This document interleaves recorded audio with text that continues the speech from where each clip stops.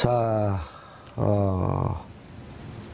신년이라 다들 그 바삐 지내셨을 텐데, 하태경 의원님서부터 어떻게 지내셨는지, 신년. 예, 지금 뭐 어떻게든 옥동자를 만들어 보려고 제가 여러분들한테 정말 평생 해보지 않은 아부도 하고 열심히 지금. 근데 옆에 있는 분이 고춧가루 뿌리는 분 아니에요? 이분은 제가 자꾸 그래도 좀 젊은 오빠가 낫지 않아요, 좀 이렇게 연세 드신 분보다. 예. 통합 작업을 열심히 하고 계시다. 예, 뭐 아무래도 성장하고 커 나가는 게 정치가 아니겠습니까? 알겠습니다. 하태경 의원님이 가만히 이렇게 보면 머리가 좋아서 그런지 좋은 능력이 탁월하신 것 같아요. 봉도사님 따라가겠습니까? 저는 요즘 봉도사님 보고 많이 배웁니다. 아유, 무슨. 정말. 과거에 비해서 굉장히 균형되셨고, 굉장히 균형되셨고, 그래서 정말 일치월장한 두 분을 꼽으라면 유시민, 정봉주, 세 분을 꼽으라면 정청래. 네 분을 꼽으라면 하태경. 저는 전향한 지 오래됐어요. 예, 알겠습니다. 박주현 의원님. 네. 하태경 의원님은 이제 통합 작업을 열심히 하고 계시다. 네, 저희는 지금 국민의당 의원들 중에 한 3분의 2가 합당을 반대하고 있는데 좀 일방적으로 당 지도부가 몰아붙이고 있습니다. 그래서 저는 이게 그 정당 정치로서 적절치 않다라고 생각하고 있고요. 예. 저는 지금 이제 하태경 의원님하고도 친하고 그리고 또 윤수아 의원님 또 백혜련 의원님하고도 친해요. 그런데 그렇게 친하다고 해서 바로 결혼하는 건 아니잖아요. 예. 그냥 친하게 지내면 됩니다. 같이 일하고. 데이트도 좀 하고. 아니요. 같이 일하고 얼마든지 저희는 더불어민주당과도 정의당과도 바른정당과도 이제 협치해서 여러 가지를 그때그때 이제 사안에 따라서 풀어나갈 그게 다당제라고 생각하고요. 그걸 인위적으로 이렇게 막 결혼을 시키려고 하는 것은 그게 다당제에 맞지 않다라고 생각합니다. 그리고 그 방식 자체도 의원들이 다 반대하고 있는데 일방적으로 막 밀어붙이는 방식이 저는 다당제라는 게 공존과 합의의 민주주의를 만들자는 건데 그 방식 자체가 다당제하고 전혀 어울리지 않는 방식이다. 그래서 지금 열심히 이제 반대를 하고 있는데요. 저는 하태경 의원하고는 뭔가 이렇게 같이 뭘 열심히 하고 싶어요. 하지만 합당이라는 방식으로는 아니다. 이렇게 보는 거죠. 저도 원래는 뭐 결혼까지 하고 싶지 않았어요. 솔직히 제가 일관되게 선거연대만 하자. 그 주장 저는 계속 하셨어요. 왜 했냐면은 실제로 그 국민의당 내에 우리 당원들이 볼 때 혈액형 언급을 하셨기 때문에 혈액형이 비슷한 분들도 있지만 좀 다르다고 생각하는 분들도 섞여 있어가지고 저희도 정체성이 다르다라고 근데 많이 이제 느껴요. 제가 볼 때는 안 대표가 이거는 진짜 뭐 아니면 도 게임을 하고 있어요. 안철수 대표가 한 3달 전쯤인데 뭐 굉장히 과감하게 대시를 하더라고요. 그래서 제가 좀 대시하지 마 막 그랬거든 그때는. 뭐 갑자기 뭐 보자마자 모텔 가자고 그러면 되냐 했는데 3달 동안 정말 지극정성으로 저는 제 사랑하는 마음이 진심입니다. 바른정당이 움직였어요. 그래서 바른정당에 처음에는 선거연대까지만 하자가 거의 과반수 이상이었는데 지금 합당하자가 90%야. 그러니까 저는 문제는 안 대표님이 바른정당 의원들을 사랑하시고 국민의당 의원들은 사랑하지 않아요. 근데 이게 있잖아요. 내가 우리가 탈당해봐서 아는데 합당 반대에도 결국 탈당하는 사람 한 절반밖에 안 돼요. 절반이야. 우리가 그 새누리당 있을 때 탄핵 찬성한 사람이 66명인가 됐거든요. 근데 실제로 탈당 마음은 다 있지만 결행한 사람은 한 절반 이하고 다시 또 그 중에 한 3분의 2가 돌아간 사례가 있어가지고. 문제는 지금 전당대회를 통해서밖에 합당 결의를 못해요. 그렇죠. 그런데 전당대회를 할 수가 없습니다. 할 수가 없어요. 알겠습니다. 두 분 말씀 조금 이따 본격적으로 듣도록 하고요. 자, 아니기 때문에 외우고 반응하겠습니다. 백혜련 의원님, 신년에 민주당은 분위기 좋아요? 그러니까 지금 보시겠지만 내부적으로 가장 편안한 당이 사실 저희 더불어민주당입니다. 너무 편안해서 존재감이 없어. 여당으로서의 그 편안한 풍모를 보이는 거죠. 여당이 아니라 위성정당이 그래서 지금 하여튼 뭐 저희는 일단 신년 단배식 치르고 이제 차근차근 지방선거 준비하고 문재인 정부의 성공을 위한 발판 작업들 준비하고 있습니다. 알겠습니다. 윤수아 의원님. 목포 뻘락주 많이 드셨어요? 순서 뭐 거꾸로 하기로 했어요? 저 국민들이 별로 그렇게 관심 안 둬요. 뭔 통합이냐, 합당이냐, 그런데 자꾸 그 분위기 띄워주지 마세요. 아니, 신년부터 뭐, 어디 싸우고 오셨어요? 저는 이제 뭐 신년 그 소외를 좀 이야기하라고 예. 앉아 그러고 그랬는데. 원고에 없는 대로 합니다. 그래서 정치적 공방이 이렇게 붙기 시작했어요. 역시, 정봉주 이제 전 의원님의 이 또한 계략이다 이렇게 좀 생각을 합니다. 저희 정의당은 뭐 질에 있어서 제1야당을 지금까지 해오고 있다 이렇게 자부하고요. 특히 저는 그 해맞이를 퀄리티, 질은 내가 갑자기 이해가 안 됐어요. 뭐 신해항에서 그 세월호 가족들과 해맞이를 하는 것으로 새해를 시작을 하고 왔습니다. 그 속에서 느꼈던 것은 새 신년은 실제 작년에 그 국민의 그 힘을 얼마만큼 구체적으로 국회에서 정치적인 자기 역할을 다하게 할 것인가. 여기에 대한 무거운 책임감, 그렇지만 역시 밝은 좀 희망을 국민들에게 심어줄 수 있는 한 해가 되지 않을까 그런 생각을 하고 알겠습니다. 출발했습니다. 알겠습니다. 두 분 말씀하신 거로 조금 더 이어가 보도록 하겠습니다. 전당대회. 아니, 통합 문제는 관심사예요. 예, 그렇죠. 관심사고 두 당이 통합했을 때 나오는 여론조사 봐도 시너지 효과가 좀 큰 거로 나오기 때문에. 10개 중에 9개는 다 한국당 이기는 거로 나옵니다. 예. 하나 빼고. 그런데 이제 이번에 이제 전당 투표를 했어요. 당규 5조에 그 규정이 되어 있죠. 당원 5조하고요. 예. 당규 25조인데요. 예, 그 사실은 이제 절차에 너무 이제 문제가 많았던 게요. 예. 당원 투표에 대해서 지금 3분의 1의 의결 정족수를 하도록 되어 있거든요. 예, 그런데 그건 이제 유권 해석 아닌가요? 그런데 어떻게 이제 시행세칙을 바꿨냐면 지금 당규에 규정되어 있는 당원들이 요청에 의해서 예. 당원 투표를 하도록 돼 있어요. 그거밖에 규정이 없는데 이제 그 당 지도부에서 당무위원들에게 그러니까 당무위원회에서 위임한 사항으로 해서 시행세칙을 어떻게 만들었냐면요.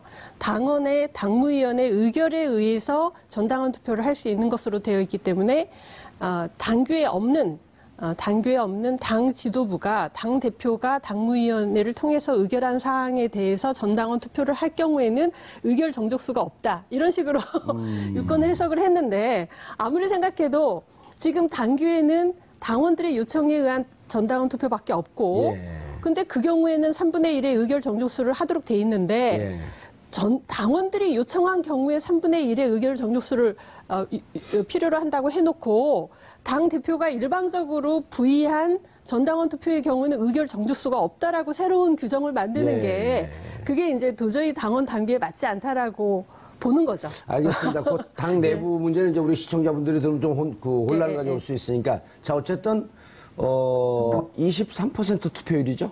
예. 그리고 75%인가요, 찬성이?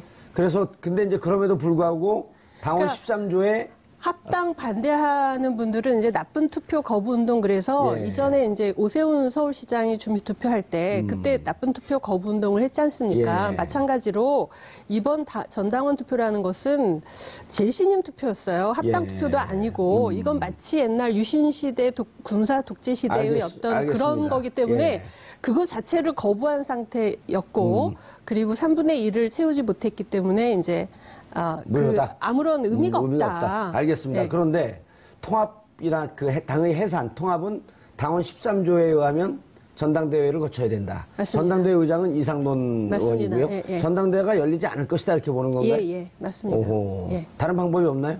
그럼 아니, 그래서 통합을 추진하는 분들은 저쪽에서 기다리고 있는데 신부가 이제 새 옷을 입고 빨리 결혼식 하자. 그래서 이제 여러 가지 뭐 편법이 있을 수 있겠다라고는 생각하지만 그거는 저는 정말 새 정치를 말하는 입장에서는 해서는 안 되는 행동이라고 생각합니다. 하 의원님 어떻게 생각하세요? 국민의당 내부 절차 문제는 제가 언급할 건 아닌 그렇죠. 것 같고, 뭐 다른 루트로 다 뭐 알아볼 수 있을 것 같고, 저는 이야기를 하고 싶어요. 바른정당 안에서도 혈액형 다 똑같지 않아요. 그건 국민의당도 똑같을 거라고 보고요. 우리 전부 다 뭐 유승민 뭐 이렇게 아이들 이런 것도 아니고 국민의당도 안철수 아이들이 아닌 것처럼 그리고 우리 내부에도 뭐 좌에서 우까지 스펙트럼이 있고 좀 국민의당 내부도 좀 그런 것 같아요. 국민의당 내부에서도 저희들보다 뭐 경제 문제나 이런 건 더 오른쪽에 있는 분들도 계시고 근데 이 명분인데 저는 이 굉장히 이 시너지가 있다. 왜냐하면 예. 바른정당은 개혁 보수라는 이름을 쓰고 있지만 제가 볼 때는 탈보수예요.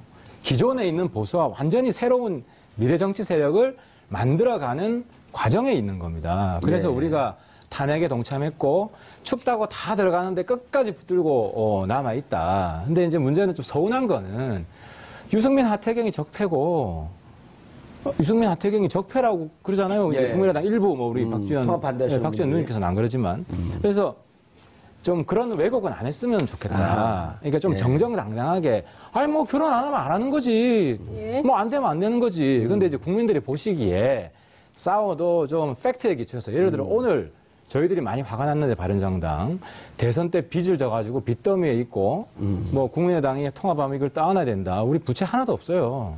돈이 그걸 실제로 박지원 의원이 말씀하셨죠. 박지원 의원이 예. 어젯밤에 녹화한 거죠. 예. 근데 이제 확인해 보니까 국민의당에서 일주일 전에 미리 보고가 됐대요, 의총에서. 아하. 바른정당 부채 제로기 때문에. 예. 왜냐하면 한 3주 전에 어느 분이 페이스북에 장문의 글을 써서 빚이 얼마다 이런 게 있어가지고 우리가 그 명예훼손을 걸겠다니까 그분이 사과하고 내린 적이 있어서 예. 국민의당 당원이었을 거예요. 그래 퍼진 적이 있어서 그 해명을 했는데 이건 뭐 허위인지 알면서도 지금 퍼뜨린 것 같다. 그래서 상당히 좀 붕괴해 있는 그런데 상태. 당내 사정이 이렇게 복잡한데 그럼 통합을 어떻게 하시겠어요? 그러니까 저는 국민만 보고 가야 된다. 예. 지금 그 언제까지 일정을 잡아놓고 계세요? 2월 달 안에 안 되면 안 되는 거죠. 2월 달 안에 네, 안 되는 것이고. 설 전에 그렇죠. 그래서 어쨌든 우리가 당을 볼 때는 당 대표 중심으로 볼 수밖에 없어요. 당 대표 중심으로 볼 수밖에 없고 어쨌든 법원에서 저건 불법이 아니라고 했기 때문에 이번에 당원 투표제는 투표. 그리고 저희 당도 뭐 전당대회 당원 중에 아시잖아요. 허수가 많아요. 특히 그 호남 영남에 기반을 두고 있는 사람들이 막 이렇게 묻지마 당원을 많이 모집해서 예. 저희도 한 맥시멈 30%면 많이 나와요. 그래서 이제 저희들이 볼 때는 상당히 많은 당원들이 다수 당원들이 지지하고 있다. 예. 그리고 여론조사에도 그렇게 나오잖아요. 하 의원님. 그래서 그런데 아주 특별한 질문 하나 드려볼게요. 이게 이제 두 당의 합당 여부가 진행될 때 자유한국당에서 무슨 얘기를 했냐면 무슨 얘기냐. 지금 11명 바른정당 의원 중에서 최소한 2명, 많게는 5명까지 다시 빼갈 것이다.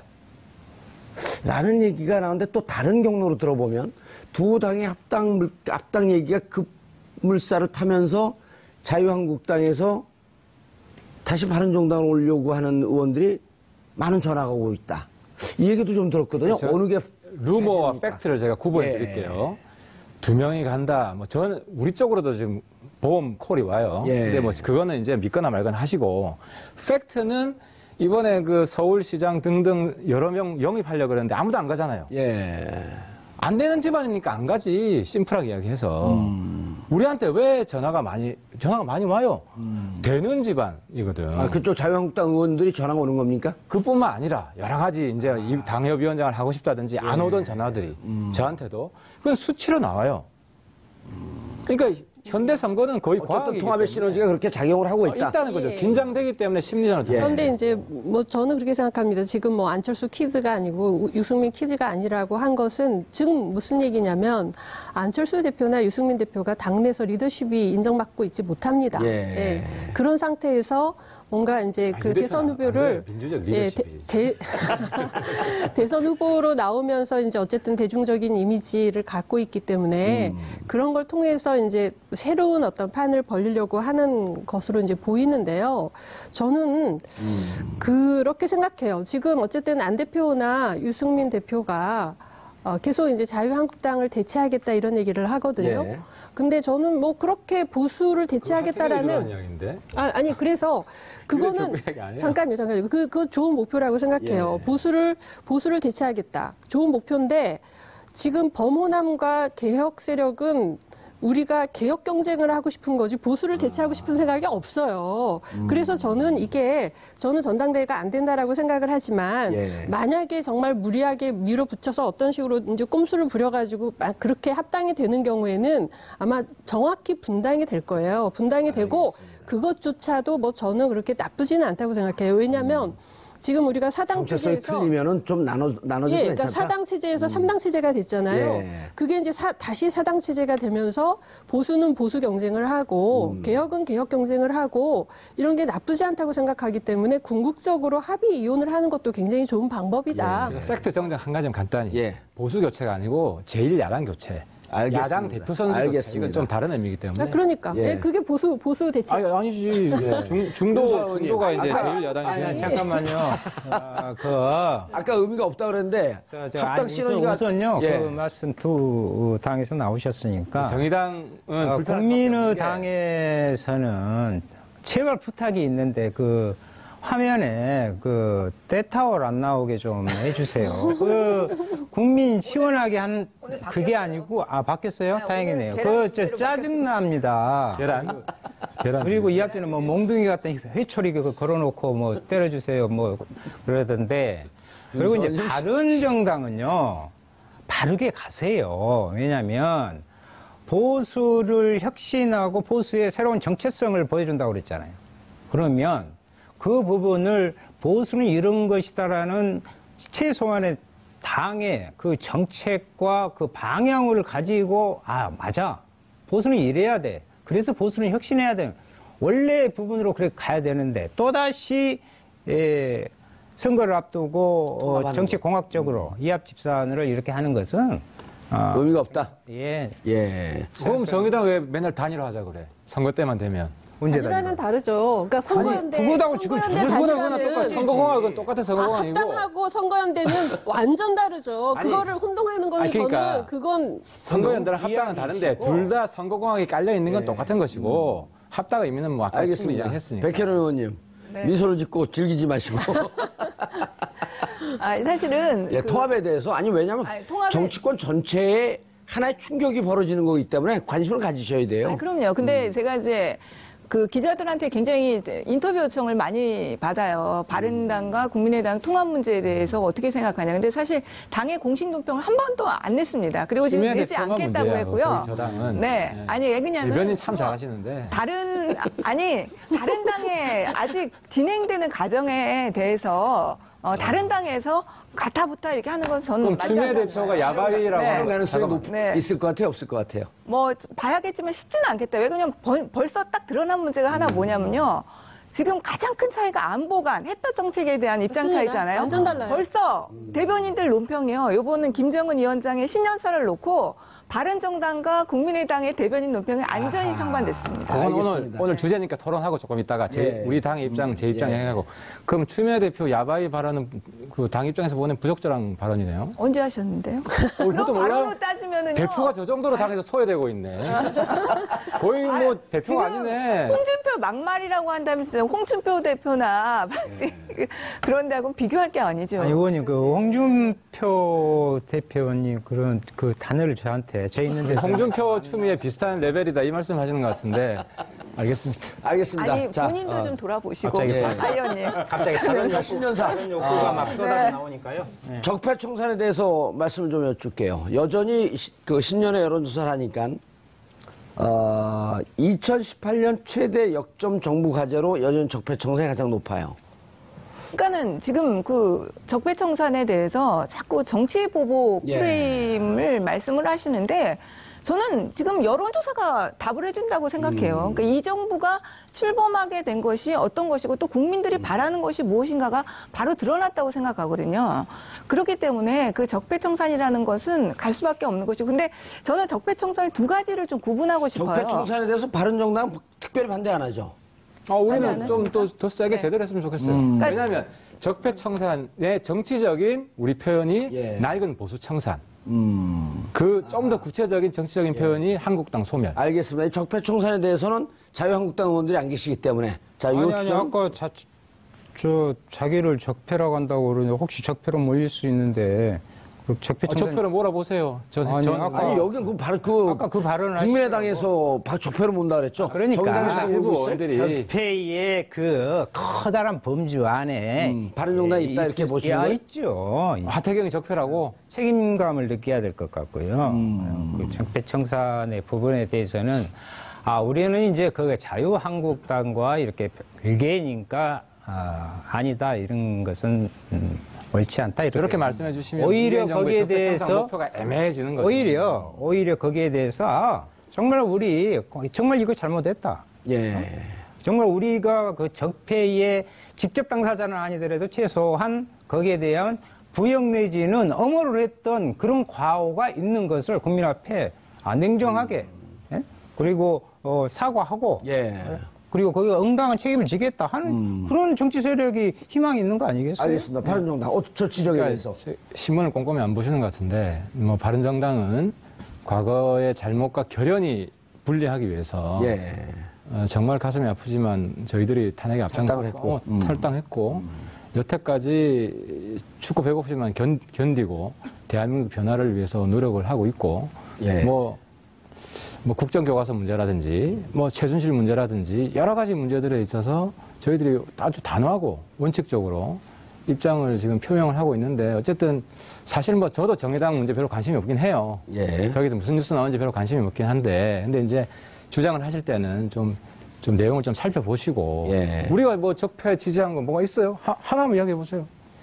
알겠습니다. 아니 여기 지금 자유한국당 의원이 계시면은 요 문제를 좀 본격적으로 말씀. 그러니까 권위적 용어를 하면 뭐 정범은 오늘 안 나왔어요. 종범이 있다 이 말이죠. 아니, 근데 저는 그렇게 생각합니다. 이제 우리는 자수해서 광명 찾은 정당이 그러니까 자유한국당하고 달리 이제 바른정당은 탄핵에 찬성했지 않느냐, 탈당했지 않느냐 이렇게 이야기하시는데 사실은 자유한국당에도 탄핵에 찬성한 의원들이 50명이나 계시거든요. 그리고 지금 어쨌든 원내대표가 당시에 탄핵 찬성하는데 상당히 앞장섰던 분이에요. 그래서 탄핵에 찬성했는지 여부로서 예를 들면 이명박 박근혜 정부의 그 책임이 없어지고 있어지고 그거는 아니라고 생각해요. 그래서 조금 더 검증하고 앞으로 뭐 적어도 1년간 하는 행동이 이제 이전과는 완전히 개과천선을 한 행동을 보여준다든지 하는 실천을 보여줘라. 그렇죠. 뭐가 이렇게 나타나고 나서 그거에 대해서 그 경험적으로 정말 바뀌었구나라고 해야지 우리는 탄핵에 찬성했으니까 다른 사람입니다라고 하는 거는 선언이지. 1년의 기간과 1년의 맞습니다. 행동으로 아직은 좀 부족하다. 그렇게 보는 거고요. 적폐청산에 대해서 저는 사실 그러니까 제가 2003년에 참여정부에서 청와대 국민참여수석을 했지 않습니까? 그때 이제 2년 차가 되면서 당시 이제 문재인 수석이 이제 앞으로 2년 참여정부 2년을 어떤 식으로 끌고 갈까 이렇게 하면서 이야기를 많이 한 적이 있는데 그때 이제 과거사 청산 얘기를 하시더라고요. 그래서 그때 저는 좀 반대를 했었어요. 지금 국민들이 부동산 폭등 문제나 민생 문제가 이렇게 심각한데 과거사 청산이라는 것은 좀 국민들이 생각할 때 먼 얘기로 들을 수 있다. 그렇기 때문에 아젠다일 수 있다. 그래서 반대했었는데 지금 적폐청산은 그때보다는 아주 진일보한 것이라고 봅니다. 왜냐하면 지금 적폐청산이라는 것은 바로 직전에 있었던 이명박 박근혜 정부에서 있었던 여러 가지 부정부패나 국정농단이나 정책이 뭐 진짜 한 20년, 30년 후퇴한 것들, 예산 낭비 이런 것들을 이제 하나씩 살펴보는 것이기 때문에 그 실질적인 내용도 있고 그런 청산 과정에서 앞으로 우리가 미래를 열어갈 어떤 단서들을 만들어갈 수 있는 것이어서 저는 지금 적폐청산이라고 하는 것은 굉장히 의미가 있다라고 생각해요. 그런데 이제 단서가 있는데 그것이 반드시 미래와 연결이 돼야 됩니다. 미래와 연결이 돼서 국민의 삶을 실질적으로 바꾸는 것으로 연결되지 않으면 금방 피로감을 느낄 수 있다는 것이고요. 구체적인 성과를 내야 됩니다. 말만 하면 안 됩니다. 구체적인 성과가 나와서 이제 정말 바뀌는구나. 이거를 느끼게 해주는 것이 필요하다고 생각합니다. 백혜련 의원님. 저는 적폐청산을 좀 두 가지로 구분하고 싶은 건데요. 수사로서의 적폐청산 그리고 말 그대로 적폐청산 쌓인 기득권을 무너뜨리는 그런 작업으로서의 적폐청산. 이른바 이제 시스템을 좀 개혁한다든지. 그렇죠. 이게 두 가지를 구분하고 싶습니다. 그래서 지금 수사로서의 적폐청산은 가장 신속하고 정말 핵심만을 노려서 이렇게 하는 식으로 진행이 돼야 될 것이고요. 그리고 이 적폐청산, 진짜 쌓인 기득권을 무너뜨리는 것, 그리고 이것은 결국 제도 개선으로 연결돼야 되는 것이죠. 그리고 이 작업은 저는 이 문재인 정부만이 아니라 적폐는 그만큼 쌓인 기간이 있는 거 아닌가? 무너뜨리고 새로운 시스템을 세우는 데도 저는 그만큼의 시간이 필요하다고 생각합니다. 그래서 이거는 정말 다음 또 정부가 들어서더라도 계속해서 이루어져야 되는 작업이라고 생각하는 거고요. 적폐청산을 너무 작게만, 지금 보면은 적폐청산은 어떤 인적 청산의 문제, 그리고 수사로서의 적폐청산만 좀 보는 것 같거든요. 예. 그런 부분에 한정해서 보지는 않았으면 좋겠습니다. 알겠습니다. 윤사원님. 예, 저는 뭐 이 적폐청산이 이번에 들어와서 새로 생긴 정치적인 단어가 아니다. 헌법 전문에 충실한 역을 하고 있다 이렇게 생각합니다. 헌법 부분의 네 번째 부분에 보면 이런 게 나옵니다. 모든 사회적 폐습과 불의를 타파하며 그 위에는 물론 모든 주권은 국민에게서 나온다라는 부분이 있죠. 그래서 지금 뭐 말씀하셨는데 이것은 한시적이거나 어느 사안별로의 문제가 아니라 시간을 둘 필요가 없다. 지속적으로 그런데 좀 불만이 있죠. 지금 정부 여당에 대해서는 예. 저 같은 경우는 보다 이 적폐청산과 개혁은 같이 맞물려서 예. 같이 돌아가는 겁니다. 그렇기 때문에 보다 과감한 적폐청산과 과감한 개혁이 동시에 이루어져야 된다. 그것이 촛불 정권으로서 임무를 다하는 것이다. 나는 이렇게 그 생각합니다. 입장은 하태경 의원님하고 같은 입장인데요. 그러니까 이제 저희 당에 대해서 질책해주는 부분, 예. 좀 더 적극적으로 개혁에 나서라, 뭐 그런 의미의 말씀도 있고 해서 저는 뭐 별로 반론을 달고 싶지 않은데, 예. 정의당의 비판은 좀 비겁하다. 그러니까 이런 논리랑 비슷한 거예요. 과거 통진당하고 정의당이 하나의 당이었기 때문에 똑같이 정의당도 통진당의 정범 아니냐 하는 논리랑 우리도 새누리당과 같이 했기 때문에 그러니까 그 과정을 보지 않고 당시에 제가 심상정 대표 노회찬 그리고 그 누굽니까 그 같이 봉도사님 같이 유시민. 외부자들에 나오는 예, 진중권. 진중권 교수요. 예. 통진당하고 격렬하게 싸웠거든요. 그 과정에서 내가 굉장히 박수를 쳤어요. 저분들 정말 잘한다. 근데 저런 분들을 나중에 정치적으로 모함할 수 있죠. 왜냐하면 국민들의 기억 속엔 함께 했다는 기억이 여전히 남아있기 때문에 그거를 악용하는 거는 정말 좀 페어플레이가 아니고 실제로 우리 뭐 유승민 대표나 저나 거기에 있어서 굉장히 소외돼서 예. 지금도 아주 전면에 한국당하고 맞서 싸우고 예. 있고 이런 분들 국민이 알고 있기 때문에 저런 공격은 잘 안 통한다. 요즘 자유한국당으로부터 탈당을 해서 지금 그 자유한국당과 맞서 싸우는 부분에 대한 진정성을 좀 믿어줘라. 그렇지. 한국당하고 맞서 싸우는 가장 강력하게 맞서 싸우는 예. 사람들이 민주당입니까? 정의당입니까? 바른정당입니까? 글쎄요, 바른정당이라고 생각되지는 않는데요. 그것은 지방끼리 싸우는 거고요. 저희들이 싸우는 것은 국민을 위해서 싸운다는 거예요. 그리고 또 하나. 아니, 저런 진정성에 대해서 박수를 좀 쳐주면 바른정당이 자유한국당하고 잘 싸우는 건 좋은 현상 아닌가요? 아니, 그러니까. 태경 홍준표 싸울 것을, 아니, 무엇을 갖고 싸우느냐. 예. 너냐, 나냐가 아니라 국민을 어떻게 할 것이냐를 가지고는 정말 첨예하게 싸울 수 있는 거죠. 그런데 그것을 서로의 정치적 이해관계라든가 그런 부분으로서만에 한정되어 있으니까 그것이 문제라는 예를 하나 들어볼게요. 근데 그리고 한 가지만 더요. 홍준표의 저격수는 하태경이다. 이거는 좀 예를 하나 들어볼게요. 그 저격하고 제 저격하고는 질적으로 차이가 납니다.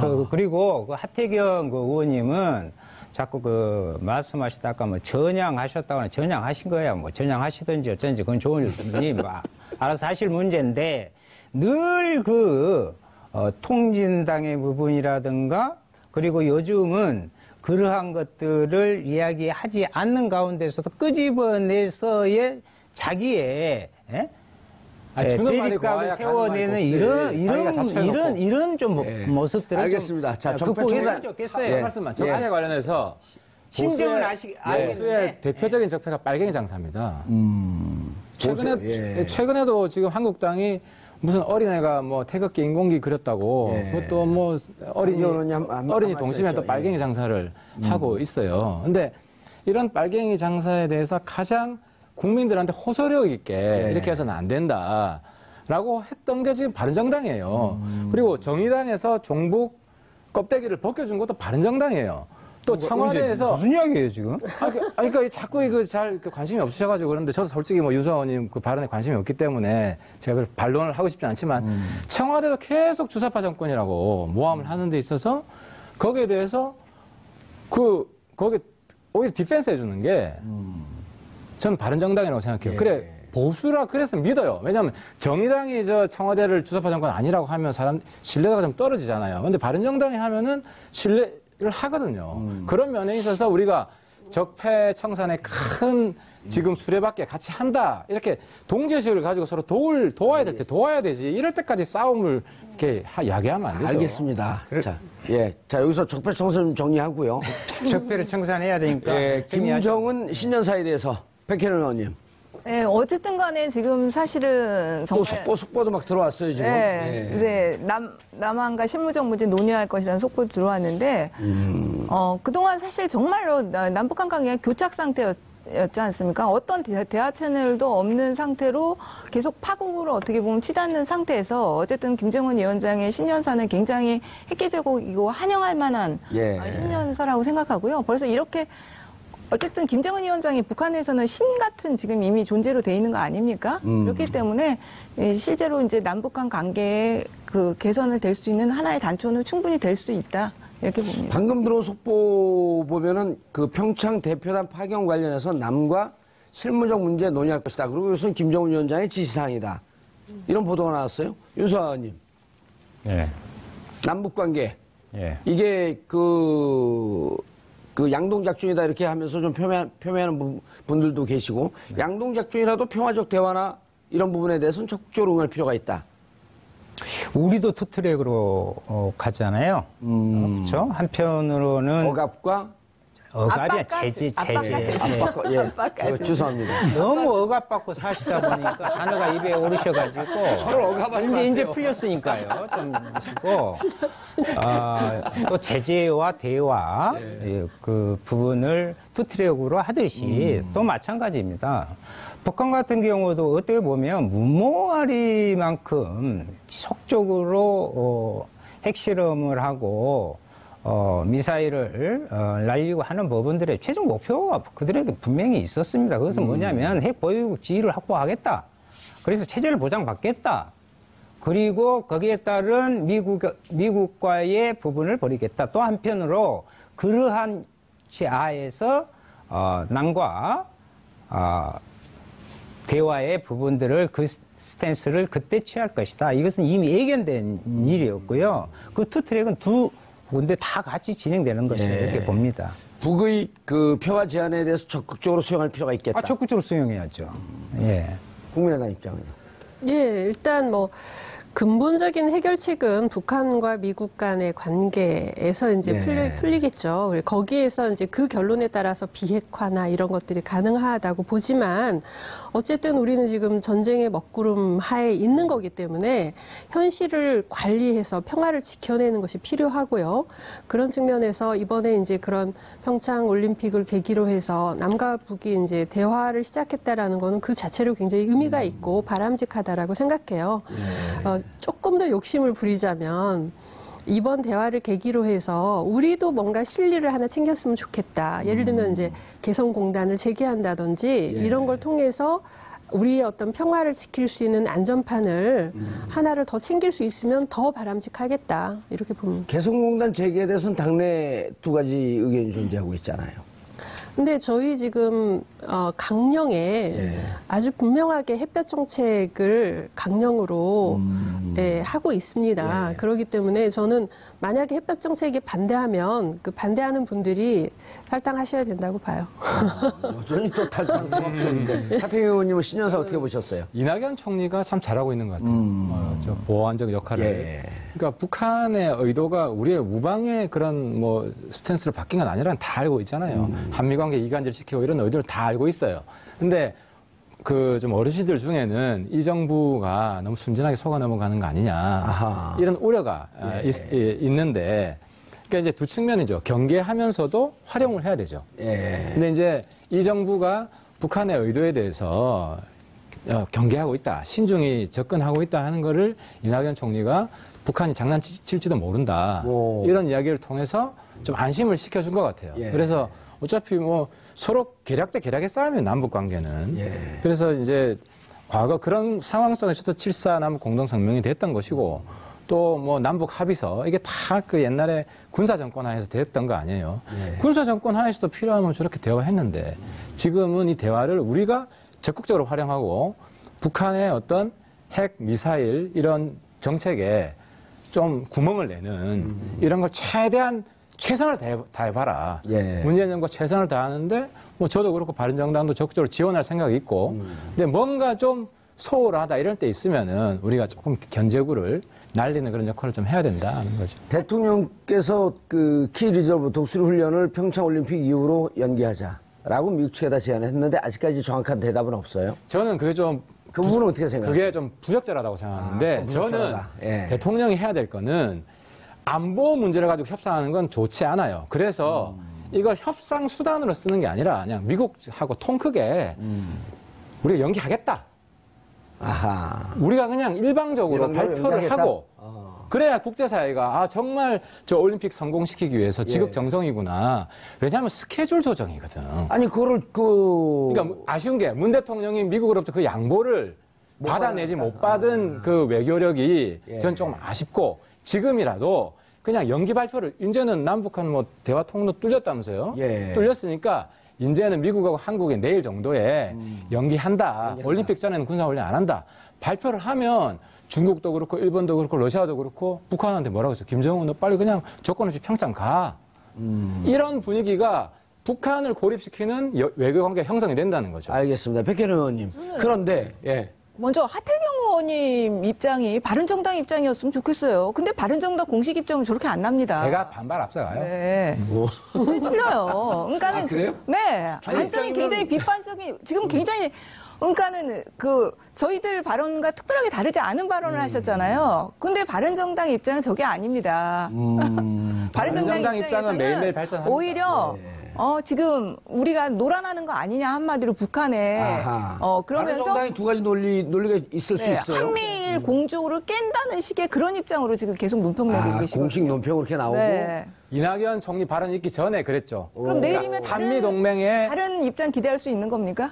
제가 오늘 대표가 되면 당장입니까? 바라봐가겠습니다. 오늘? 근데 그렇지 않을 것 같아요. 있잖아요. 제가 보니까. 그러니까 사실상 당 입장에 준하는 이야기를 제가 한 거예요. 아니 근데 이제 문제는 바뀌었대잖아요. 예를 들어서 미국 이거 거예요. 미국 내에서 서로 다른 이야기가 들려오고 있기 때문에 불안한 거예요. 예를 들어 오늘 트럼프가 뭐랬는지 아세요? 트럼프가 오늘 트위터에 북한이 가지고 있는 핵단추보다 우리는 훨씬 더 큰 핵단추를 가지고 있고 누를 수도 있다. 둘이 또 왜 벼랑 단추 싸움을 해요? 그러니까 이제 문제는 뭐냐면 한국 정부가 미국하고 제대로 소통이 되느냐 여기에 대한 확실한 불안감이 있기 때문에 자꾸 그런 얘기가 나와요. 저는 어떻게 생각하세요? 그리고 이런 비판도 또 있을 수 있어요. 문재인 대통령께서 다 좋다.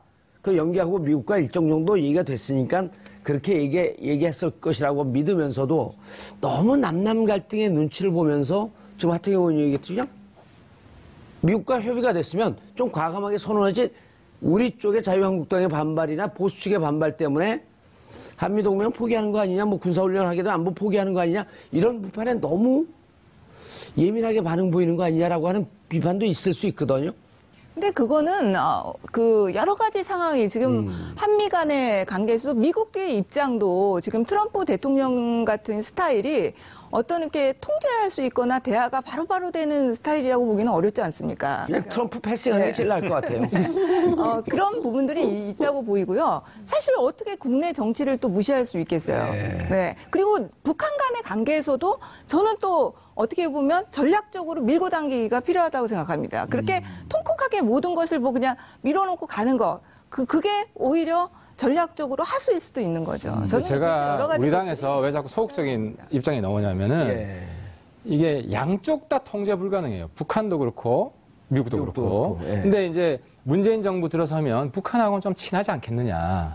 친하지 않겠느냐는 좀 그런 선입견이 있을 수 있잖아요. 과거 정부보다는. 근데 제가 알아보니까 전혀 안 친해. 안 좋아.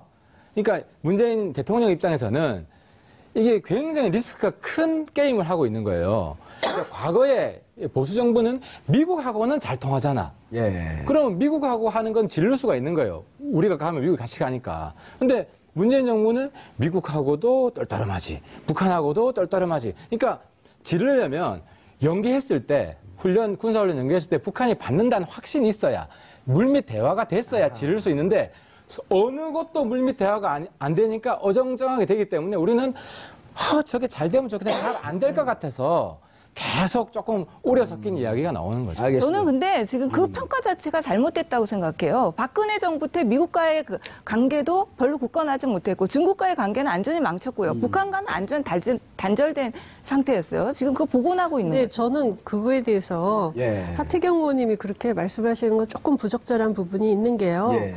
일부러 각설 필요 없어요. 국민하고 똑같은 이야기 하는데. 그 부분이죠. 그러니까 북한하고 관계가 지금 멀어진 거에 대해서는 정말 철저하게 이명박 박근혜 정부의 잘못이 책임을, 예, 크기 때문에 그거에 대해서 지금 현상적으로 관계 복원이 아직 안 된 상태에 대해서 문재인 정부가 잘못한다라고 하기보다는 비판하기보다는, 예, 제 비판하기보다는 이야기는 그 이야기가 아니라 어떻게 이번 제안이 나오기 전에 물밑 대화나 협상이 상당히 부족한 채 나왔다 이거예요. 뭐 그러니까 이런 큰 제안이 나오려면 서로 좀 호응을 한 그래도 그런 게 있어요. 미국과의 관계. 미국이나 북한이나 마찬가지. 예, 어쨌든 그러니까 국민의 입장에서는 예. 이 평창 올림픽을 계기로 해서 어쨌든 그 평화의 분위기가 조금이라도 진전되기를 바라는 예. 것이고요. 이런 문제에 있어서는 저는 여야를 가리지 말아야 가리지 된다고. 말고. 예, 그렇습니다. 자, 윤수아 의원님, 평창 평화올림픽 기대해봐도 될까요? 어느 날 갑자기 온 게 아닙니다. 무슨 도 닦는 분이 오신 것 같아. 실제요. 예. 저는 그 촛불 정권으로 탄생한 새 정부가 극단으로 치닫고 있는 한반도의 그 전쟁 위기 상황에서 어떠한 역할도 하지 못하고 있다. 그리고 미국과의 조율도 잘 못하고 있다고 가장 비판했던 분들이 여기에 계십니다. 일관되게요. 근데 정의당 같은 경우에는 실제로 그랬습니다. 예를 들면 중국의 뭐 쌍중당, 쌍계병행의 이런 문제 전에 이미 10월 달에요. 10월 달에 그러자 한미 연합 군사 훈련을 중단하고 거기는 미사일 쏘지 않고 하는 부분을 동시에 할 것을 공식적으로 공개적으로 당대표를 통해서 발표를 했습니다. 그리고 또한 저는 문재인 대통령 또한 그렇게 험한 평가를 받으면서도 계속적으로 정의당은 계속 그 요구를 계속 그래도 전쟁하면 안 된다. 뭐 선제 공격 이런 부분에 미국의 부분에 강압적인 부분, 너무 강압적인 부분에 무조건 맹종해서는 안 된다 하는 것을 했고 또 그러한 것들에 대한 노력의 결과가 이렇게 화답이라는 부분을 온 거지 느닷없이 김정은 위원장이 그래요 하면서 해가지고 온 게 아니다. 예. 지금까지 그래서 노력의 결과다. 이 이후에도 평창이라는 것은 대단히 좋은 계기입니다. 그리고 서로에게 명분도 있죠. 그리고 세계 모든 부분에 새롭게 대화와 평화의 분위기를 마음껏 이렇게 좀 펼칠 수 있는 좋은 계기, 적극적으로 우리가 또 선제적으로 더 많은 제안을 하고 성취시키도록 해야죠. 그럼 우리 국민들이, 시청자분들이 군사훈련은 올림픽 뒤로 좀 연기하고 그리고 평창올림픽에 북한 대표단의 모습을 볼 수 있을까요? 저는 볼 수 있다고 봅니다. 예. 이번에 보면 신년사의 특징이 하나 있더구만요. 그러니까 그 신년사에 평창 올림픽에 대한 예를 들면 같은 동포로서 잘 돼야 된다는 부분하고 그 외에 약간 디테일한 표현까지 참가의 부분들 뭐 이런 것까지 좀 구체적으로 그런 부분에서는 이미 거기에 대한 자기 좀 결심이 있지 않는가 그런 부분 훨씬 가능성이 커졌다. 알겠습니다. 그리고 또 우리가 적극 그렇게 만들어야 돼. 박지원 의원님도 같은 생각이신가요? 예, 그렇습니다. 예. 좋은 결과를 기대해봐도 될까요? 어쨌든 지금 이전보다는 나아질 것이고요. 저는 자꾸 욕심을 내는 겁니다. 그러니까 뭔가 손에 잡히는 어떤 것이 나와서 그 평화 안전판이 하나라도 더 구체화될 수 있었으면 좋겠다. 분위기 더해서. 예. 그게 제 욕심입니다. 기본적으로 저는 박 의원님 생각대로 북한 문제는 초당적으로 대처하는 게 맞다고 보고요. 오늘 무척 전향적으로 말씀하셨어요. 평소에 그래요.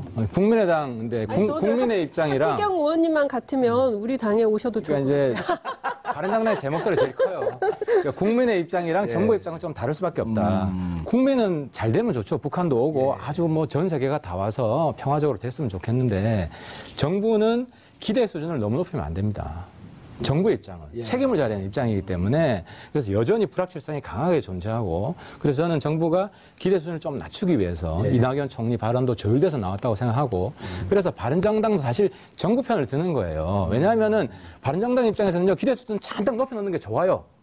왜냐면 높여놓고 북한이 결과적으로 잘 안 돼서 안 오면 정부 욕 듣거든. 근데 그런 식의 더티 플레이 안 하겠다. 그래서 저걸 북한 문제에 있어서는 정부와 연대해서 같이 책임지는 자세를 견제하겠다고 해서 쓴소리도 하고 이렇게 하는 것이지 뭐 정부 방해하려고 그러는 게 절대 아니라는 거예요. 대북 협상력을 좀 강하기 위해서 레버리지 역할도 기꺼이 그렇죠. 하겠다. 우리 그게 자유민주주의 장점 아니에요. 반대 알겠습니다. 목소리가 있으니까 북한한테 큰 소리도 치는 것이고. 그러면 이번에 또 거기 한 부분에 중요한 부분 이제 평창올림픽 계기로 이제 시간이 얼마 남지 않았으니까 적극적으로 활용해야 되고요.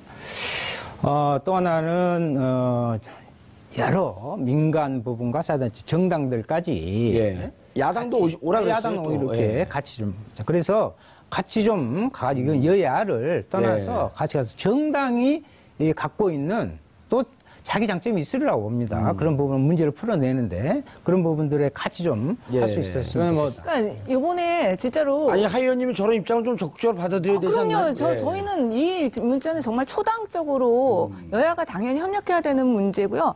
정말로 바른정당이 이 부분에 대해서 자유한국당과 다른 입장을 낸다면 그야말로 차별화된 보수라고 전 봅니다. 근데 사실 지금 내고 있잖아요. 그랬으면 좋겠어요. 내일 확실하게 볼 수 있는 건 아직까지 제가 최고위원 발언하고 이제 최고위원 발언의 무게를 좀 인정해 주셨으면 좋겠고 그래서 그래도 제가 넘버 2인데 유승민 대표는 말을 많이 안 해요. 제가 많이 하고 그다음에 필요하다면은 우리 뭐 정당들 같이 모여가지고 적절한 시점에 정부랑 조율을 해서 북한하고 회담하자.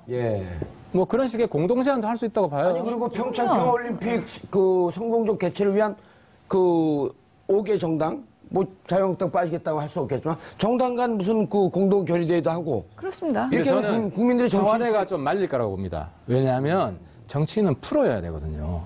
될 자리를 보고 가능성이 상당히 높아진 상황에서 우리가 뭘 그런 제안을 해야 빛이 나는 거지 헛물 켠다. 안 되는 게임 너희들 그것도 모르고 그럼 저랬냐. 이런 식의 다시 부메랑이 돌아올 수 있기 때문에 아니 청와대는 지금 반대할 입장이 정부나 청와대는 반대할 가능성이 저는 없다고 그리고 정당이 무슨 청와대와 아니 청와대 정부 눈치 볼 필요도 없습니다. 빨대 있어요. 국회 차원에서 그런 하면 되는 거예요. 알겠습니다. 자 어쨌든 그 안타깝게도 자유한국당 의원님은 계시지 않지만 4개 정당을 대표하는 의원님들께서 이번 평창올림픽은 평화올림픽 그리고 한반도에는 평화의 무드가 분위기가 2018년에는 조성될 수 있을 것이다. 라는 한 목소리로 내고 계셔서 되도록 노력해야 한다. 천만 다행인 것 같습니다. 그러니까 당무위원회에서 위임한 사항으로 해서 시행세칙을 어떻게 만들었냐면요. 당원의 당무위원회 의결에 의해서 전당원 투표를 할 수 있는 것으로 되어 있기 때문에 당규에 없는 당 지도부가 당 대표가 당무위원회를 통해서 의결한 사항에 대해서 전당원 투표를 할 경우에는 의결 정족수가 없다. 이런 식으로 유권 해석을 했는데 아무리 생각해도 지금 당규에는 당원들의 요청에 의한 전당원 투표밖에 없고 근데 그 경우에는 3분의 1의 의결 정족수를 하도록 돼 있는데 당원들이 요청한 경우에 3분의 1의 의결 정족수를 필요로 한다고 해놓고 당 대표가 일방적으로 부의한 전당원 투표의 경우는 의결 정족수가 없다라고 새로운 규정을 만드는 게 그게 이제 도저히 당원 단계에 맞지 않다라고 보는 거죠. 알겠습니다. 그 당 내부 문제는 이제 우리 시청자분들이 들으면 좀 혼란을 가져올 수 있으니까 자 어쨌든 23% 투표율이죠. 그리고 75%인가요 찬성이? 그래서 근데 이제 그럼에도 불구하고 당원 13조에 합당 반대하는 분들은 이제 나쁜 투표 거부 운동 그래서 예. 이전에 이제 오세훈 서울시장이 준비 투표할 때 그때 나쁜 투표 거부 운동을 했지 않습니까? 예. 마찬가지로 이번 전당원 투표라는 것은 재신임 투표였어요. 합당 예. 투표도 아니고 이건 마치 옛날 유신 시대 군사 독재 시대의 어떤 알겠습니다. 그런 거기 때문에 예. 그거 자체를 거부한 상태였고 그리고 3분의 1을 채우지 못했기 때문에 이제 무효다. 아무런 의미가 없다. 알겠습니다. 예. 그런데 통합이나 그 당의 해산, 통합은 당원 13조에 의하면 전당대회를 거쳐야 된다. 맞습니다. 전당대회 의장은 이상돈 맞습니다. 의원이고요. 예, 예. 전당대회가 열리지 않을 것이다 이렇게 보는 건가요? 예, 예, 맞습니다. 오호. 예. 다른 방법이 없나요? 그럼 아니, 그래서- 통합을 추진하는 분들은 저쪽에서 기다리고 있는데 신부가 이제 새 옷을 입고 빨리 결혼식 하자. 그래서 이제 여러 가지 뭐 편법이 있을 수 있겠다라고는 예. 생각하지만 그거는 저는 정말 새 정치를 말하는 입장에서는 해서는 안 되는 행동이라고 생각합니다. 하연이 어떻게 생각하세요? 국민의당 내부 절차 문제는 제가 언급할 건 아닌 그렇죠. 것 같고 뭐 다른 루트로 다 뭐 알아볼 수 있을 것 같고 저는 이 이야기를 하고 싶어요. 바른정당 안에서도 혈액형 다 똑같지 않아요. 그건 국민의당도 똑같을 거라고 보고요. 네. 우리 전부 다 뭐 유승민 뭐 이렇게 아이들 이런 것도 아니고 국민의당도 안철수 아이들이 아닌 것처럼 우리 내부에도 뭐 좌에서 우까지 스펙트럼이 있고 좀 국민의당 내부도 좀 그런 것 같아요. 국민의당 내부에서도 저희들보다 뭐 경제 문제나 이런 건 더 오른쪽에 있는 분들도 계시고 근데 이 명분인데 저는 이 굉장히 이 시너지가 있다. 왜냐하면 예. 바른정당은 개혁보수라는 이름을 쓰고 있지만 제가 볼 때는 탈보수예요. 기존에 있는 보수와 완전히 새로운 미래정치 세력을 만들어가는 과정에 있는 겁니다. 그래서 예. 우리가 탄핵에 동참했고 춥다고 다 들어가는데 끝까지 붙들고 남아있다. 근데 이제 문제는 좀 서운한 거는 유승민 하태경이 적폐고 유승민 하태경이 적폐라고 그러잖아요. 이제 예. 국민의당 일부 뭐 우리 박지원 통합 반대하시는 박지원 분들이. 누님께서는 안 그러지만 그래서 좀 그런 왜곡은 안 했으면 좋겠다. 그러니까 좀 예. 정정당당하게 아니 뭐 결혼 안 하면 안 하는 거지. 예. 뭐 안 되면 안 되는 거지. 근데 이제 국민들이 보시기에 싸워도 좀 팩트에 기초해서 예를 들어 오늘 저희들이 많이 화가 났는데 바른정당 대선 때 빚을 져가지고 빚더미에 있고 뭐 국민의당이 통합하면 이걸 따놔야 된다. 우리 부채 하나도 없어요.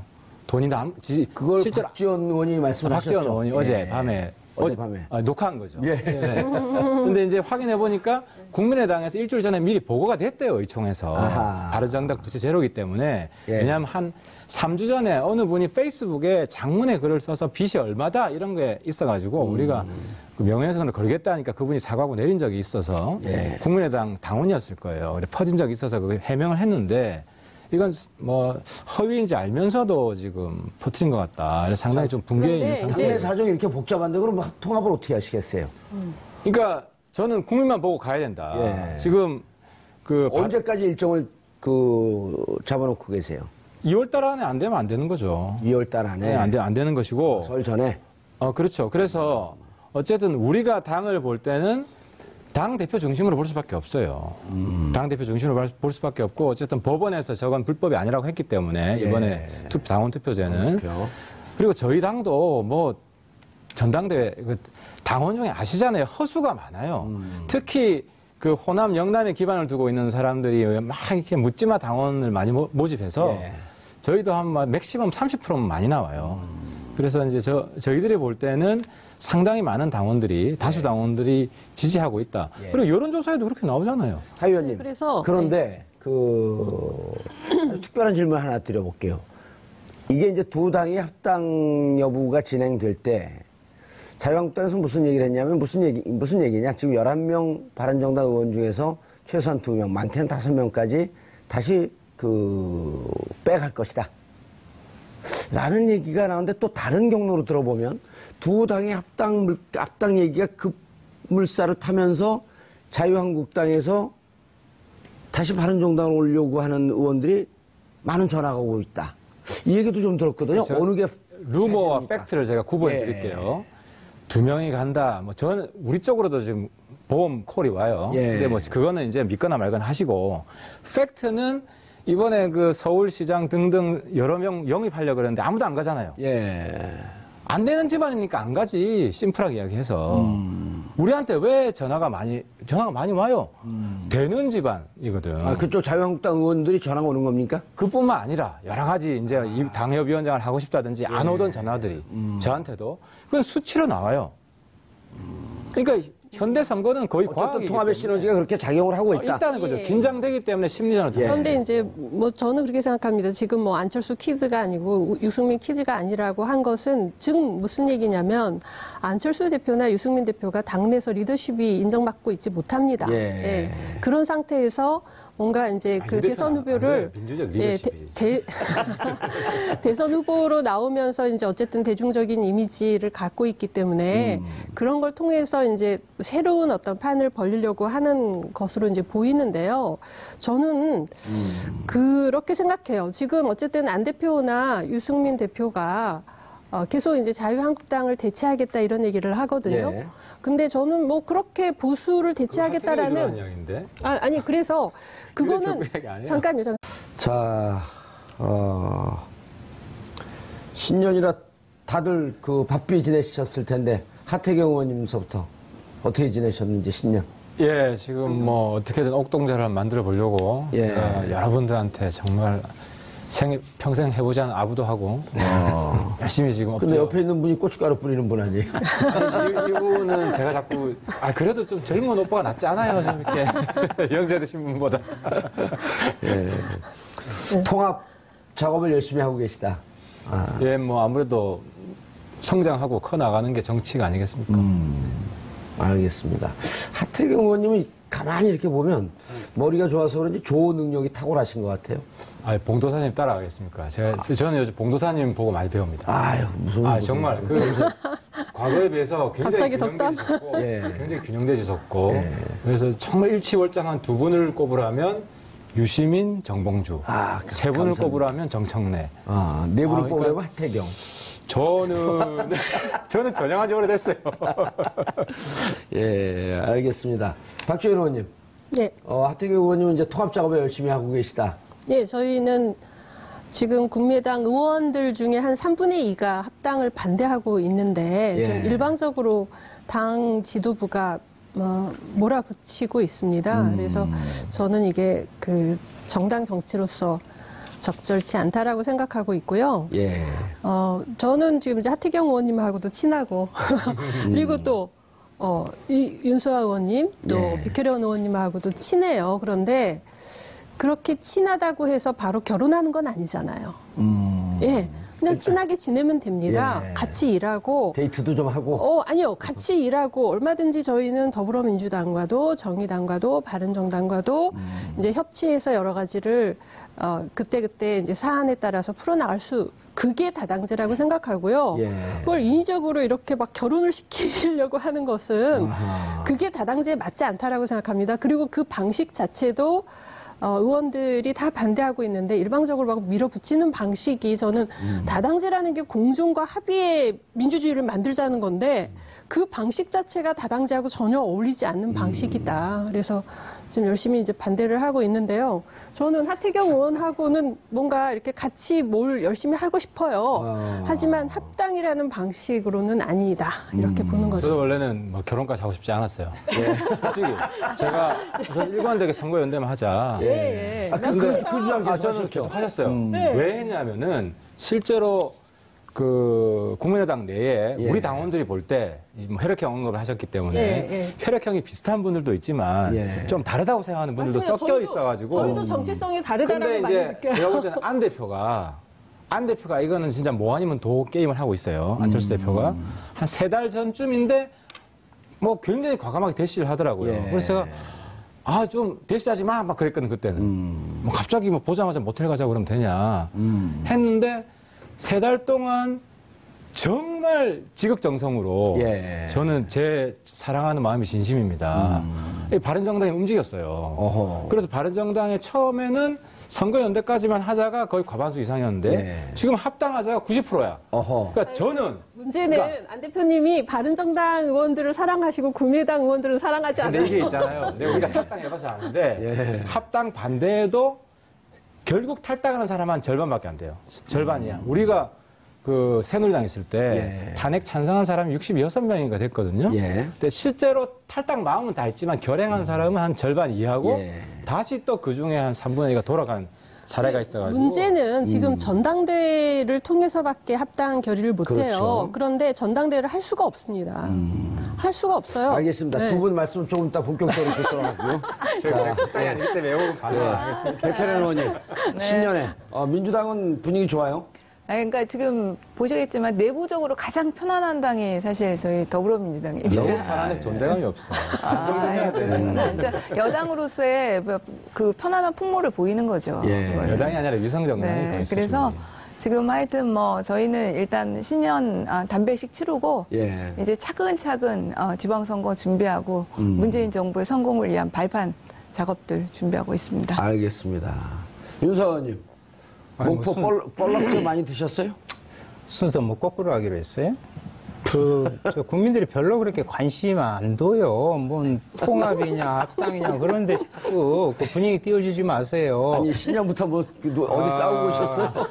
저는 이제 뭐 신년 그 소회를 좀 이야기하라고 한 줄 알고 그랬는데. 원고에 없는 대로 합니다.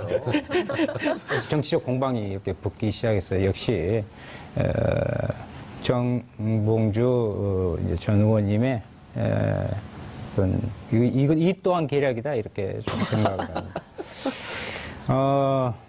저희 정의당은 뭐 질에 있어서 제1야당을 지금까지 해오고 있다 이렇게 자부하고요. 특히 저는 그 테마지를 퀄리티, 질은 내가 갑자기 이해가 안 됐어요. 신해항에서 그 세월호 가족들과 해맞이를 하는 것으로 새해를 시작을 하고 왔습니다. 그 속에서 느꼈던 것은 새 신년은 실제 작년에 그 국민의 그 힘을 얼마만큼 구체적으로 국회에서 정치적인 자기 역할을 다하게 할 것인가. 여기에 대한 무거운 책임감. 그렇지만 역시 밝은 좀 희망을 국민들에게 심어줄 수 있는 한 해가 되지 않을까 그런 생각을 하고 알겠습니다. 출발했습니다. 알겠습니다. 두 분 말씀하신 거로 조금 더 이어가 보도록 하겠습니다. 전당대회. 아니 통합 문제는 관심사예요. 그렇죠. 관심사고 두 당이 통합했을 때 나오는 여론조사 봐도 시너지 효과가 좀 큰 거로 나오기 때문에 10개 중에 9개는 다 한국당 이기는 거로 나옵니다. 하나 빼고. 그런데 이제 이번에 이제 전당 투표를 했어요. 당규 5조에 그 규정이 되어 있죠. 당원 5조하고요. 당규 25조인데요. 그 사실은 이제 절차에 너무 이제 문제가 많았던 게요. 당원 투표에 대해서 지금 3분의 1의 의결 정득수를 하도록 되어 있거든요. 그런데 그건 이제 유권 해석 아닌가요? 그런데 어떻게 이제 시행세칙을 바꿨냐면 지금 당규에 규정되어 있는 당원들이 요청에 의해서 당원 투표를 하도록 돼 있어요. 그거밖에 규정이 없는데 이제 그 당 지도부에서 당무위원들에게 그거 좋은 목표라고 생각해요. 보수를 대체하겠다. 좋은 목표인데 지금 범호남과 개혁 세력은 우리가 개혁 경쟁을 하고 싶은 거지 보수를 대체하고 싶은 생각이 없어요. 그래서 저는 전당대회가 안 된다라고 생각을 하지만 만약에 정말 무리하게 밀어붙여서 어떤 식으로 이제 꼼수를 부려가지고 그렇게 합당이 되는 경우에는 아마 정확히 분당이 될 거예요. 분당이 되고 그것조차도 뭐 저는 그렇게 나쁘지는 않다고 생각해요. 왜냐하면 지금 우리가 사당 정체성이 체제에서 틀리면은 좀 나눠져도 그러니까 사당 체제에서 3당 체제가 됐잖아요. 그게 이제 다시 사당 체제가 되면서 보수는 보수 경쟁을 하고 개혁은 개혁 경쟁을 하고 이런 게 나쁘지 않다고 생각하기 때문에 궁극적으로 합의 이혼을 하는 것도 굉장히 좋은 방법이다. 팩트 정정 한 가지 좀 간단히. 보수 교체가 아니고 제1야당 교체. 알겠습니다. 야당 대표 선수 교체. 이건 좀 다른 의미이기 때문에. 그러니까 그게 보수 대체. 아니지. 중도가 이제 제1야당이죠. 잠깐만요. 아까 의미가 없다 그랬는데 합당 시너지가 우선요. 그 말씀 두 당에서 나오셨으니까 정의당은 국민의당에서는 제발 부탁이 있는데 그 화면에 그 대타월 안 나오게 좀 해주세요. 그 국민 시원하게 한 그게 아니고 바뀌었어요? 다행이네요.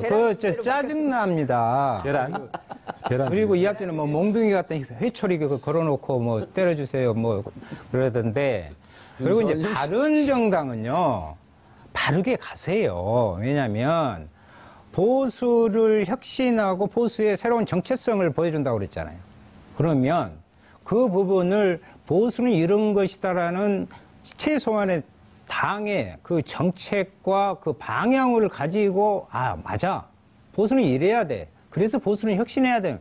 원래 부분으로 그렇게 가야 되는데 또다시 선거를 앞두고 정치공학적으로 이합집산을 이렇게 하는 것은 의미가 없다. 예. 예. 그럼 정의당 왜 맨날 단일화하자 그래? 선거 때만 되면.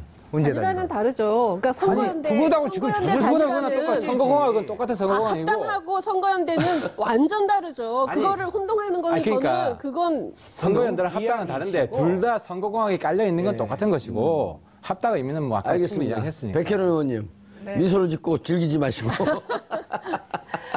사실은 예, 통합에 대해서 아니 왜냐하면 아니, 통합에- 정치권 전체에 하나의 충격이 벌어지는 거기 때문에 관심을 가지셔야 돼요. 그럼요. 근데 제가 이제 그 기자들한테 굉장히 이제 인터뷰 요청을 많이 받아요. 바른당과 국민의당 통합 문제에 대해서 어떻게 생각하냐. 근데 사실 당의 공식 논평을 한 번도 안 냈습니다. 그리고 지금 김혜연의 내지 통합 않겠다고 문제야, 했고요. 저희 저당은. 네. 네. 아니 왜 그러냐면 대변인 참 그거 잘하시는데. 다른 당에 아직 진행되는 과정에 대해서 다른 당에서 가타부타 이렇게 하는 건 저는 그럼 맞지 추미애 않다고 대표가 봐요. 야바위라고 네. 그런 가능성이 네. 있을 것 같아요, 없을 것 같아요. 뭐 봐야겠지만 쉽지는 않겠다. 왜 그러냐면 벌써 딱 드러난 문제가 하나 뭐냐면요.